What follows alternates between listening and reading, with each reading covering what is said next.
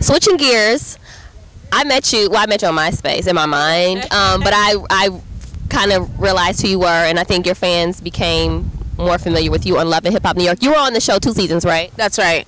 Now, did you watch this last season? I didn't watch it, but it's like I do watch it because every time something happens on there, everybody tweets me about it. So whatever's happening on there, I figure it out. You know, the last few tweets were hilarious. I guess yeah, a bunch of fighting, whatever, love triangles, you know, things like that. So I find out about it through that. Yeah. Okay, because I have a question for you. Yeah. So what are your thoughts about your ex, Joe Budden? First of all, I didn't even know you guys used to date. We'll put a video on that. But next. Yeah. But what do you think about him and Tahiri's relationship, or him trying to propose? Are you surprised that they're not together? Or did you ever have issues with Tahiri, or? I didn't even know who she was, I guess. But she made a video about me, and I had no idea. I woke up one day and my timeline started going crazy, so I don't really have an opinion on them because I don't know anything about them. But you know, I would say that they're not together that I know of, and they weren't even together on the show from what I know of. And from, like I said, everybody tweets me everything, so I know everything from the tweets. I'm like, I don't even care, guys. But you know, much luck to whatever they're looking for. So do you miss Love and Hip Hop? The thing is, my experience was different. You know, I would say that, like, I still talk to the girls now. A lot of us have made peace. I think that the idea of what they came to me with was cool. You know, it was supposed to be about, you know, they were supposed to allow me to put my brand on there and things of that nature. But because everything changed, it's just kind of, I don't really know how I feel about it, because nothing that I was promised happened. So really, I don't really miss it in that way. You know, I think that I'm probably going to be like, you know, because a lot of people that, like, you know, they leave the shows and they become pissed off and bitter.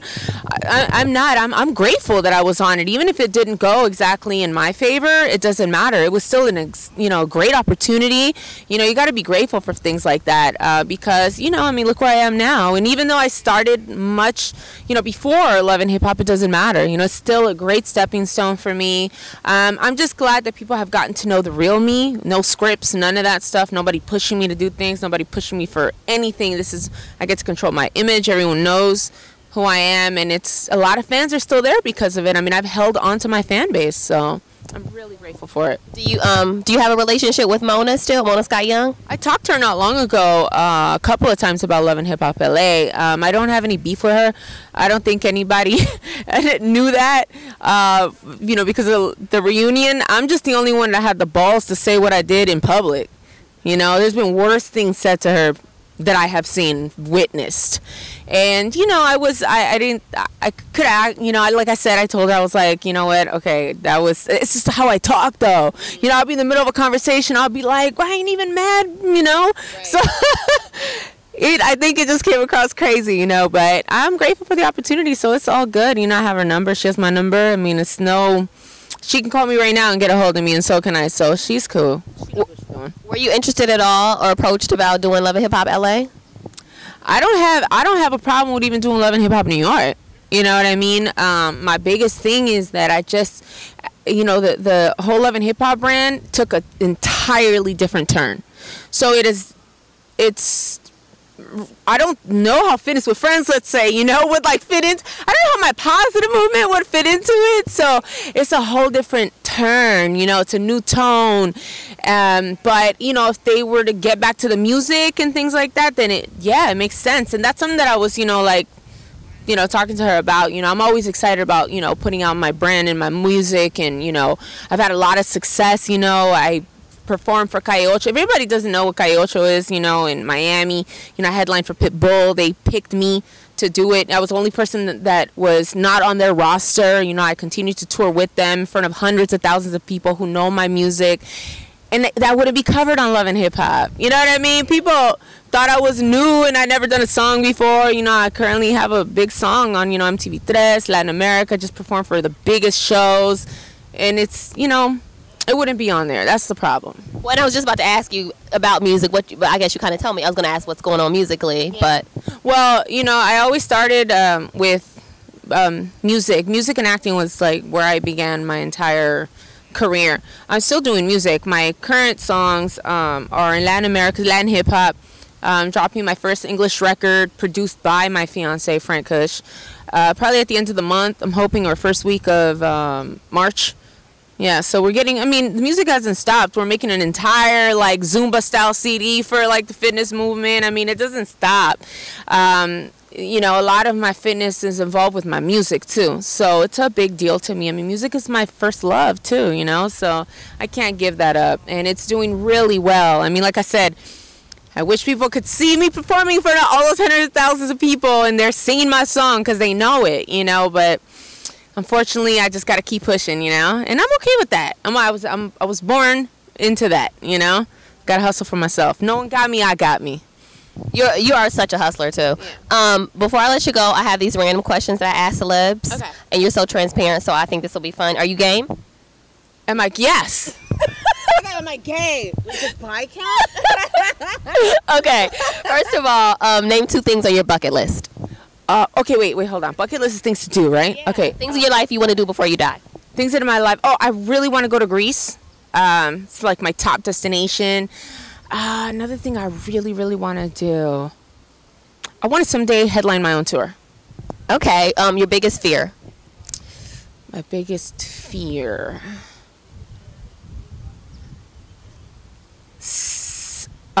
Weird insects and heights. Extreme heights. Favorite time of day to have sex?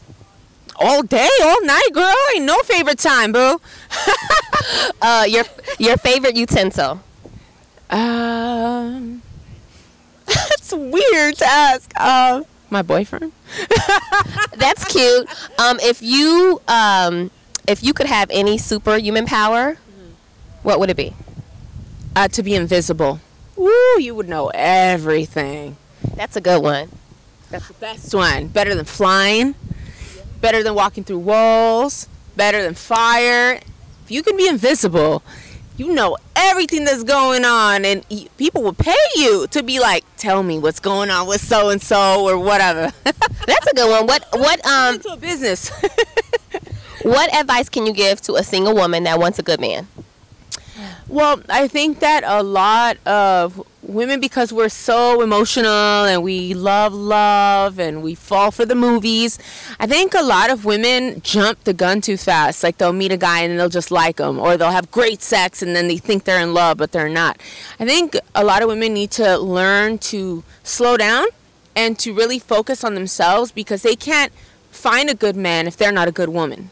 So it's a give and take situation, you know, and you don't jump the gun. You know, some people you might think are right for you, you know they're not, but because we're chicks, you know, we try to be like, oh, maybe I can fix it. Just focus on you, be a good woman, and, you know, you'll attract somebody good. If you could ask God one question and he'd answer it clearly for you, what would it be? I don't know. Probably want to know why a lot of the things that happen to me that are very traumatic happen to me. What's the lesson? Because I feel like I'm constantly learning something, but is there a lesson I'm supposed to learn? Am I supposed to do this because I'm supposed to help others? Like, what is it? It's a lot of traumatic events I went through. I want to know why, because they were very hurtful. That's deep. Yeah, probably that. And then I want to know why some people don't fix their edges and want to talk mess on Instagram. First of all, you went very deep with God, and then you took it to folks' edges, and I love it. You know, I mean, I'm a Gemini. Before I let you go, is there anything else you want to talk about? Before I let you go, get back to your fitness with friends? Yeah, absolutely. You know, I have some new television things coming up. I think the one thing that I always want people to know is that, you know, just keep going for your goals. You know, I'm currently writing a book, 30 Days to Fabulous, which is, you know, it's not really like, oh, it takes 30 days to lose weight, or it's 30 days for this. It's really just showing you that if you do something consistently for 30 days, you can reach fabulous, you know, whatever that means to you. It could be, studying for school, you're slacking off, or whatever, fitness. But a lot of it is fitness related, a lot of cooking things in there. And my friend Shay by Brown and partner who I'm working with, we're currently right now partnering up to do a DVD set. It takes time to do all these things. Everything doesn't happen overnight. A lot of television and music. Nothing ever stops, and I'm currently, always reinventing myself because I get bored easily too. And when I find something that I like, I'm very passionate about everything I do. So this is wonderful for me, and I get to help people. So I want to use my power of influence for good things, and like I said, it's not always rainbows and fitness, it gets very real in my life. But for the most part, I just try to keep my head up. It's a big deal. So, just look out for the book. And, the fitness movement is growing. Fitness with Friends is currently on tour. We just visited Vegas. We did Arizona. We're going to Miami, New York. So we're taking it wherever the people want me. I'm there.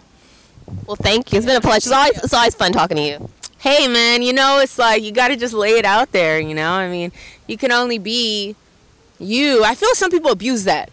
When they're like, well, I'm just being me. Yeah. Does that mean you're psycho too? I think some people get it twisted. Being you doesn't have to be so dramatic, just be chill, Yeah. Well, thank you. Thank you.